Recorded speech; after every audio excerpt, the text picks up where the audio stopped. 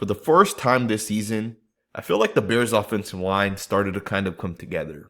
To me, this was easily the best performance by the entire offense, but even more so than that, the offensive line. Again, I felt like this was a really, really nicely played game by the offense.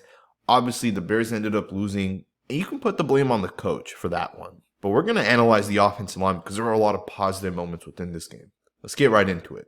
A really, really nice job by the left guard, center, and right guard. They're going to swap on the defensive line game, as you guys are going to see here. Fantastic job. Ultimately, what they do on the inside keeps the quarterback clean. It gives him enough time. It is a tight pocket, but he is able to complete the pass. This was 3rd and 5. And ultimately, they picked up 4.5 yards, and then on 4th and 1, they're able to go for it, and they picked that up as well. But if you guys watch Nate Davis, he's the one that really starts this play because he's the one that has to initially make the swap. He sees it right away that the defensive lineman wants to come around on a game. So he's going to quickly turn his eyes to the guy to the left, and he's going to pick up the center's guy here, which ultimately allows the center to come back and help the left guard. And they're going to make the swap there. And then the left guard comes all the way back around and picks up number 99.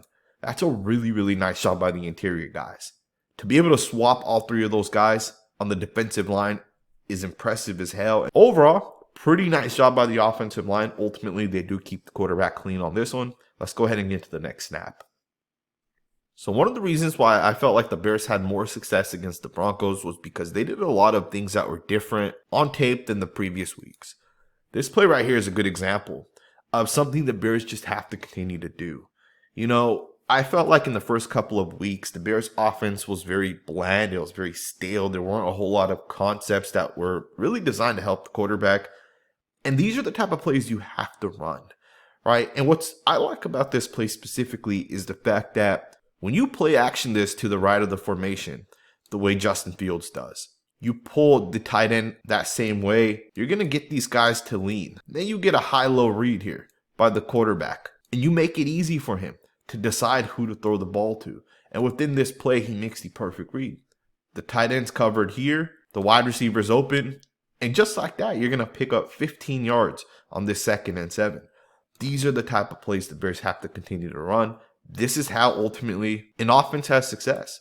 You know, so many times you can run the dagger concept or the scissors concept without running the quick, cheap plays like this one, right? So this is a really nice job by the offensive coach. Let's get into the next snap.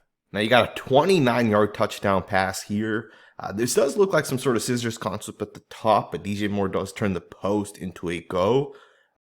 And Justin Fields delivers a really, really nice pass. Now the O-line does a great job, and we'll talk about that in a second. But this is part of why I still have confidence in Justin Fields. And a lot of people may not agree with me on that one, and I'm okay with it. But I am a fan of Justin Fields because when he's able to play loosely, you see him cock this pass and put it out there before Moore's even really turned upfield. And the ball's out. Look at this. The ball's out there. Moore hasn't even turned around yet. But when he does turn around, the ball's perfectly placed. He's able to catch the football, get both feet down. To me, that's a really, really nice pass by Justin Fields. And of course, even the offensive line does their part, right? In order for the quarterback to be able to make these passes, in order for the plays to really develop downfield, you got to do a good job up front. And you see it. You know, you're starting to see Darnell Wright come into his own and start handling guys by himself. You know, Larry Borum's still getting those chips, as you guys can see on this play. He's going to get the chip by the tight end. Darnell Wright doesn't oftentimes need that, right? I think Darnell Wright ultimately is going to be one of those guys that ends up being a very, very good right tackle. And I know some people question the pick as opposed to taking Jalen Carter. I think a lot of people would have loved to take Carter.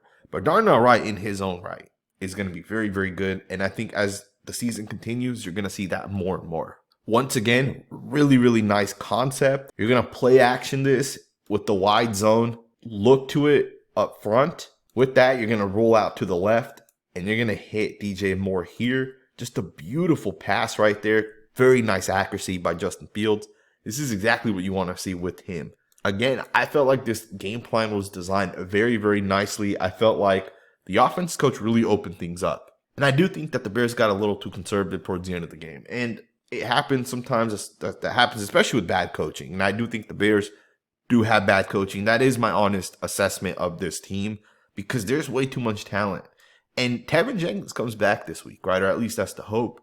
that he'll be back, and the offensive line is going to start to really put it together.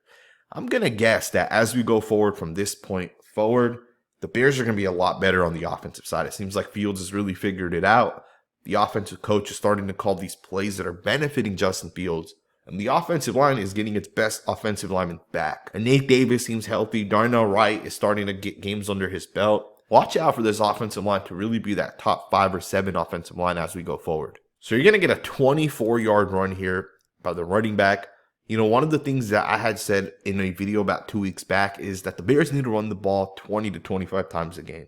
They need to get back to what they were doing last year, where they were just running the shit out of the football. Because ultimately, that's where they're going to have the most success. Now, I love the block here, specifically by Darnell Wright and Nate Davis. I think they do a great job on this one. So Darnell Wright is going to take this defensive lineman, and he's going to pass him off to Davis. He's going to make sure that Davis is able to overtake this guy. Look at this. He's going to lean 100% into it before he gets off the block. That right there is a really, really nice job by a rookie offensive lineman to help out his guard. And then from there, he's going to get off to the linebacker here, and he's going to pull him in. Maybe that's a hold right there, but it doesn't get called. Regardless, I don't think 41 would have made the play. I think the running back was way too far already at that point. But you can see this. Darnell Wright doubles, gets off of it, gets up to the next level. And then look at this wide receiver down here, Darnell Mooney. Get out there and pick off the cornerback right there. To me, if you can get your wide receivers involved the way the wide receivers look to be involved now, that's how you have success. You got another really, really nicely designed play. You're going to get the tight end to leak on the crossing route, and Justin Fields is going to deliver a really, really nice pass. This one picks up 22 yards. Watch the fullback here on this one. Watch him get out on the backside cut and take down number 42. You guys watch the right tackle. Great job putting a defensive lineman into the ground right there, getting that pancake, and the quarterback's able to complete the pass. It's a really, really nice job. You got a 24-yard pass here by Justin Fields. Really, really nice job being able to read and recognize. The defense is in a cover 2, and they're going to take their shot here. They're going to hope that Fields is going to throw the out route and watch the cornerback at the top. He's going to jump this one, and they're going to take their shot. And Fields does a good job seeing it and not throwing it there and ultimately throwing it to DJ Moore. This one picked up almost 25 yards. And of course, the offensive line does a great job across the board from the right tackle to the left tackle, and they're going to give the quarterback the time to ultimately get the ball out. So it's a nice job right there by the O-line. Great delivery by Fields. Let's get into the next snap. Now, this sack right here is 100% on the left tackle. Borum has to do a better job out of his stance. Now, to me, it does look like he panics a little bit because the blitzing linebacker is coming, but you got to trust the protection call. You got to trust the slide, and you just got to do your job at the end of the day. All right, and you can see within this play, he hesitates. Instead of getting vertical as he was, he leans a little forward or he stops himself just a little bit. And to me, you just got to stick with what it is that you have to do within your play, right? So to me, you got to do a better job on this one. Ultimately, this sack ruined this entire drive. So you can't have that. That being stated, let's get into the next snap. You got a 5-yard run on this one. Great job by the left guard to block out and really set himself up to the inside, which ultimately gives this running back a really, really nice lane. You can see some of the other offensive linemen here get kind of physical with the within their blocks, but you're going to get a duo concept here, double there, up to the linebacker here, and those two guys do a really nice job as well. So great job overall, double up to the linebacker, and 5 yards like that. Let's get into the next snaps. You got some miscommunication here by the center. He's going to snap the ball early, and you're going to see guys aren't really going to move in this play. You can see that the right tackle and even the left tackle are very, very late on this one. The right tackle is probably the latest, in my opinion. He doesn't recognize it for a while. But again, this one here is on the center. You can see the center is going to snap the ball. You can see that the guards don't move. You can see the tackles don't move. You can see the quarterback kind of didn't expect that ball to be snapped. And I'm not sure exactly what happens. Left tackle's late as well within this play. I'm not sure what happens, but this is kind of what happens when you have that backup center in. This is 3rd and 10. This was a key play, and Fields, of course, is able to deliver the throw, and you see that DJ Moore is able to bring it in. So it's a nice job recovering by the quarterback to ultimately be able to complete this. Once again, I love the design of this play. This one pops for 10 yards, but the right tackle has to do a better job because this play had way more potential in it. If you guys watch Darnell Wright, he's not going to do a good enough job. Now, I love the fact that you're flowing to the left, making the linebackers kind of go towards that side. But you got to get up there and recognize this sooner and pick this guy off. If Darnell Wright makes the block on number 49 here, once Jones here makes the defensive back there miss, I mean, you can see the potential on this play. You can see how much room the wide receiver would have had Darnell Wright to stop this guy in his tracks. The next closest person would have been the safety way over here, and this guy's at like the 14-yard line. So you're talking about possibly another 10 to 15 yards on this one. And ultimately, if he makes even that guy miss, could have been a touchdown, right? So Darnell Wright has to do a better job within this play. The center does do a really nice job, I would say, within this play. Watch him take the step to the left, and then look at him peel back to the right, and he's going to ultimately pick off the front side linebacker. And I will say this within this play, Darnell Wright has that front side linebacker. The responsibility here should be this to this. And I do think that is part of why Darnell Wright's not able to get over the top, because he has to adjust kind of late within this play. But again, great job by the center to pick it off. And you can see Wright's not able to get there. Not a big deal. Still a nice 10-yard gain. With that being stated, let's get into the next snap. In my last video, when I talked about Nate Davis and why I think he's one of the best guards in the NFL, a lot of people pushed back. A lot of people didn't agree with that. And I'm here to tell you guys, this guy's definitely one of the best guards in the NFL. It's very clear from his tape. He's just consistently winning. He's consistently moving people and doing his job. And this one right here picks up 8 yards. From the 10-yard line, you get all the way down to the 2-yard line. This is what I like to see right here by a Nate Davis type of player. This is exactly why you're getting paid the type of money he's getting paid. All right, it's to do stuff like this. To me, Nate Davis's contract was a very, very good contract for the Chicago Bears. You have 2 of the best guards in the NFL with 2 young tackles. And even then, the center, most likely the Bears will upgrade as well in the next year or so via the draft. But the building blocks are in place for the Chicago Bears to continue to have success. Really, really nice job. Let's get into the next snap. You got an 8-yard run. Watch the movement by Larry Borom, the left tackle on this one. He's going to get underneath the pads and really just move the defensive lineman out of there. That's a great job to push a guy back about 6 yards. Really, really nice job by both the left tackle and tight end. Ultimately, this one picks up about 7 to 8 yards. Let's get into the next snap. Alrighty, guys. So here's the sack that ultimately was returned for a touchdown.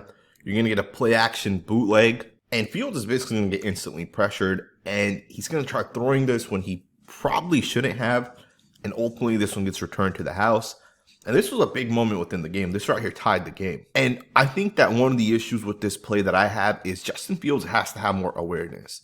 And there's no way to make an excuse for this one. I love Justin Fields. I think he's a really good quarterback, and he has a lot of upside still as he continues to develop. But you just can't be shocked that on a bootleg, when the backside defensive end's not blocked, you can't be shocked that he's right in your face. And to me, Fields has to recognize this faster and process this quicker. Keep 2 hands on the football and try to get out of this somehow. Either go inside or go over the top, but keep both hands on the football. You can't do what he does within this play, because this one right here ultimately flipped the entire game. All right. And yeah, some people are going to say, well, they got a little conservative even up to this point, and that may be true. But this one really, really, in my opinion, ruined all the momentum that the Chicago Bears had up to this point. But I don't think the game even ended there, because on the ensuing drive, the Bears had some really, really nice plays. This one was 3rd and 10. And Fields does a great job not only staying within the pocket, ultimately looking to see if someone gets open. And late in the play, he takes off for 20 yards. This was 3rd and 10. You see that not only does the offensive line do a great job within this play, really nice job if you guys ask me about the right guard, right tackle. Look at them swap on the defensive line game. Nate Davis is going to recognize the defensive lineman's going over the top. Darnell Wright takes his guy and pushes him right into Davis. All at the same time, Davis is able to take the guy there. Wright's able to take the DN there. And they shut those 2 guys down. And Fields has all day within this play to ultimately get the ball out. And he's able to recognize the coverage as they cover 1 man-to-man defense. And he takes off running. And then even more so than that, 2 plays later, 2nd and 3, you're going to get a really nice pitch play over to the right, or a shovel pass, whatever you want to say. And you're going to see the running back pick up 21 yards on this one. And you can see that the momentum has now shifted back to the Chicago Bears. After that fumble where the momentum got taken away, you can see that some of that momentum comes back. And once again, just a really, really nice job by the right guard. To me, Nate Davis is a very, very good football player. You can see that on tape. You can see him crushing people. 2nd and 23, he flips the hips, shuts down this defensive lineman, and Khalil Herbert picks up 21 yards on this one. And that's a really, really nice job once again. But ultimately, I think where the Bears messed up was that on 3rd and 5, they ultimately decided to run the football. And I don't agree with this one. Although they did pick up 4 yards, and then on 4th and 1, they're going to try running it again. I just still don't agree with those 2 back-to-back plays. On 3rd and 5, you try to pick the first down up. And if you don't pick the first down up on 3rd and 5 with Justin Fields having the ball in his hands, then on 4th and 5, you can possibly kick the field goal and get up in front. And in this instance, the Bears just didn't do that. And I just can't agree with the decision making on this one. And then, of course, 3rd and 13, Justin Fields is just not going to be able to get it to his guy. A little bit of miscommunication on that one. Did the offensive line allow some pressure early? Possibly. But it's just unfortunate how this game kind of ended up for the Chicago Bears, right? Because there was so much potential for this team. They should have won this game, right? Justin Fields came out firing, had a great game up to, honestly, the middle of the 4th quarter. That's when things really started going downwards. The fumble, the interception, even the 4th and 1, although that one wasn't on Fields, that's more so of the play calling. Things just didn't work out for the Bears. And I'll be the first to tell you guys, I think the upside is still there for Fields. The O-line's going to be a really good O-line with Tevin Jenkins back.